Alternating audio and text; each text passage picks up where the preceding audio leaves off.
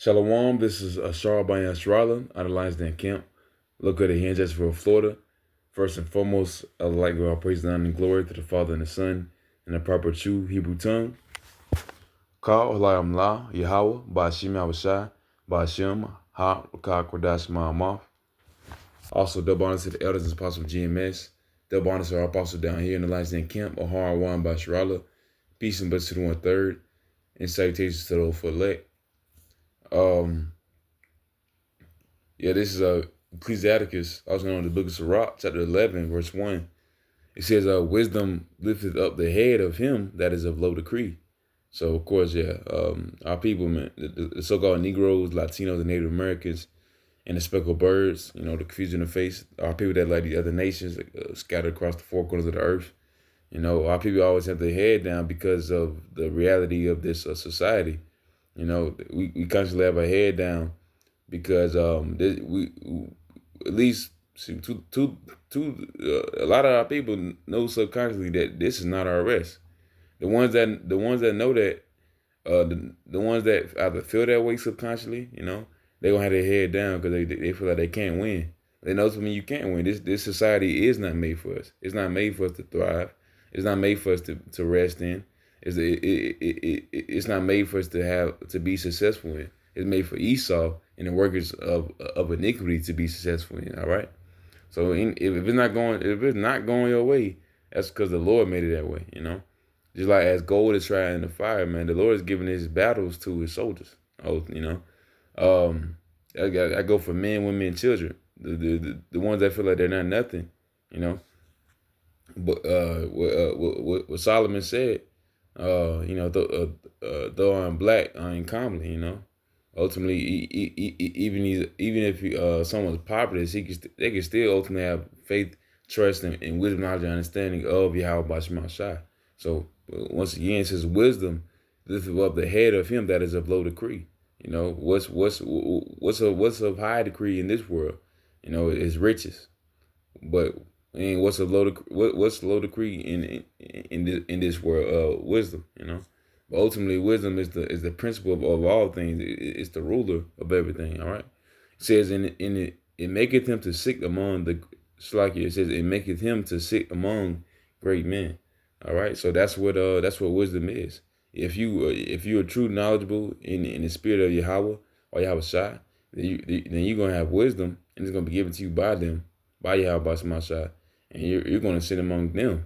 The ones that are not gonna taste death, man. Well, at least if you want to be part of the elect men, 144,000, Lord, I'm part of that number.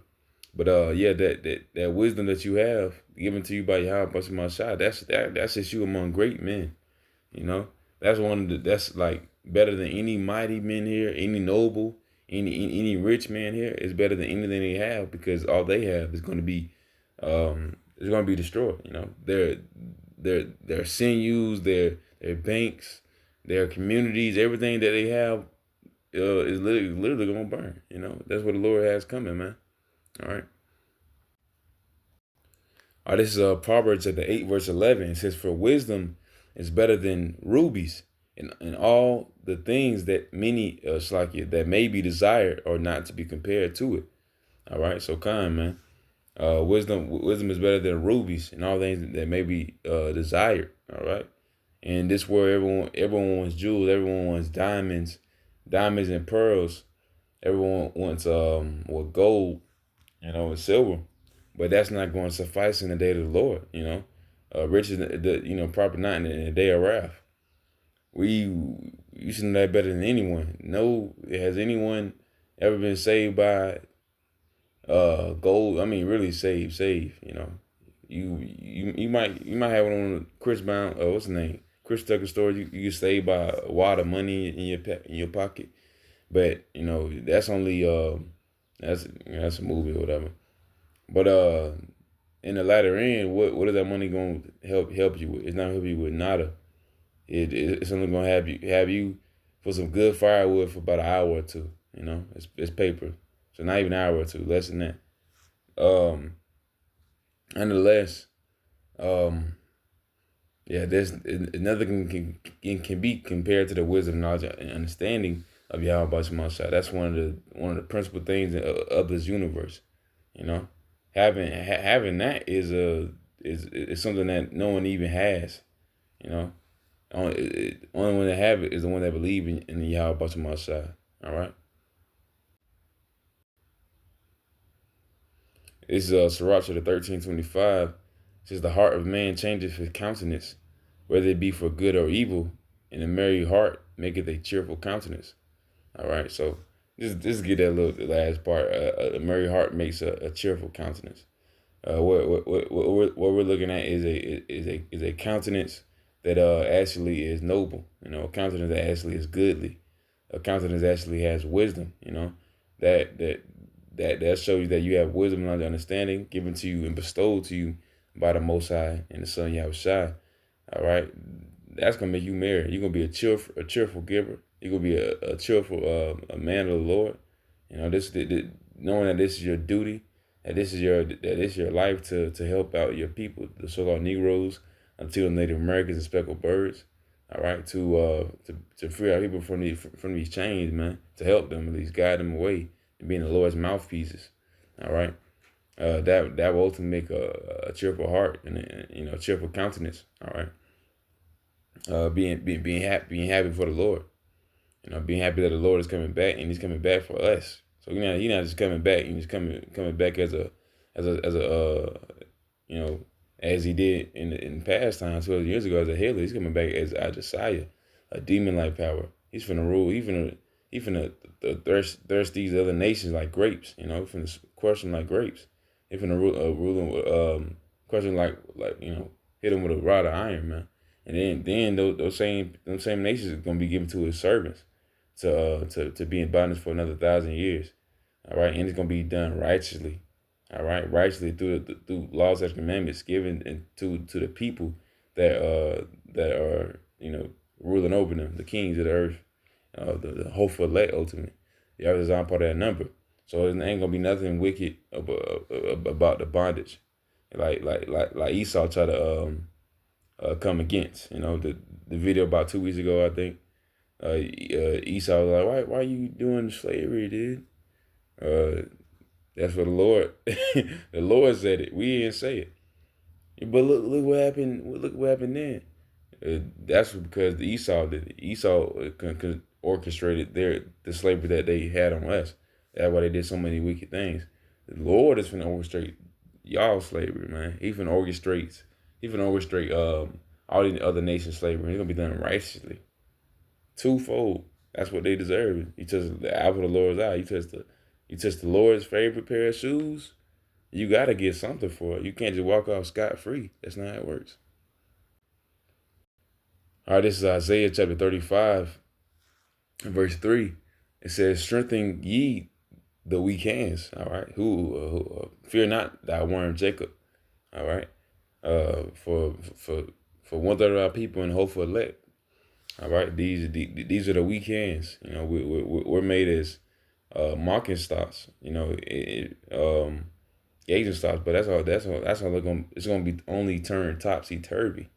We're through the foolishness of preachers shall we be saved. All right. So just because we look like bums, ultimately we like men. This the same garments that the Lord wore 2,000 years ago. And you see how you coming against Him once again through His men, through His mouthpieces. All right, these weak hands are the ones that's going to tear down nations. All right, it says and can confirm the feeble knees. All right, so the ones that are weak, we look very weak to the nations. We look very weak to Esau, but of course that fear shows. They sweat and they horns. They horns start coming out. They start getting mad. They start sweating because when we call them what they are, we call them the Edomite. They be like, they start sweating and doing everything that a devil would do, a deceiver would do when they see that their jig is up. All right. It says, "Say to them that are fearful, of a fearful heart, be strong, fear not. Behold, your God will come with vengeance." All right, our God, Yahweh Shemashah, He's coming with healing in His wings, healing for our nation, for Israel, Yasharallah. He's a Prince of Power. He's also coming for vengeance because two-thirds of our people uh, call it crucify him fresh, man. They blaspheme his name all the day long, and for Esau and these other nations that did evil to that we did wickedly and touched the apple of the Lord eye. He has to come with vengeance. It says even Yahweh with a recompense, he will come and save you. All right. So come, man. That's what the Lord is coming to do for our people. He's coming to save our people. He's coming to save. Um, he's coming to save Jacob, the righteous out of that, all righteous Israel. You know, he needs his first fruits. You know, and we need him. Well, ultimately, he wants us to come back, and we need him to come back. Yeah, we need it. We need him there right now. But just to reiterate the point, man, a wisdom, make it a cheerful countenance, man. If you have wisdom, you are in good case, Really, honestly, latter in good case, not good case right now, because this wisdom can only be shown to the ones that can understand it. Esau is only going, they might, okay, yeah, they might give you a pat, but that's not nothing to commend, That wisdom that you have is something to be commended by the Most High, Yahweh Shai. That's something that's going to guide you all the way to the end in your faith and your hope in the Most High. All right, in Yahweh Shai. That's what's going to lead you, and you're going to have to be faithful to the very end, be hopeful to the very end, be happy, and be thankful for everything you have been given from the Most High, Yahweh Shai, and take it all the way to the end, so the Lord can see you, so the Lord can see Him inside of you. All right. Okay, that's what the Lord is definitely. He mad right now, but hey, he ready to come back now, to thresh these grapes, to burn this trap. He's still ready. He ain't mad, but he got a thing to do. All right, but Lord willing, to edify a little lesson, and yeah, with that I say shalom.